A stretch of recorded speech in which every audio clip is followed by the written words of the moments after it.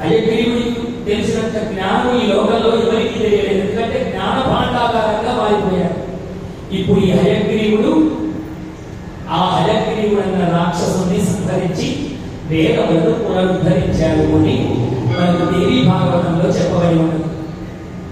చూడండి, మీ అందరికీ లలితా సహస్రనామాలు చదివే అలవాటు ఉంటుంది. లలితా సహస్రనామాల్లో చివరికి అంటారు అందరూ కూడా ఇది శ్రీ హయగ్రీవాగస్త్య సంవాదే. ఎప్పుడైనా గమనించారు మీరందరూ? ఎవరు ఆ సంవాదం చేశారు?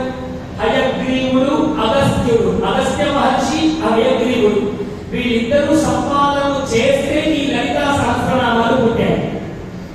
ఎంతటి దివ్యమైన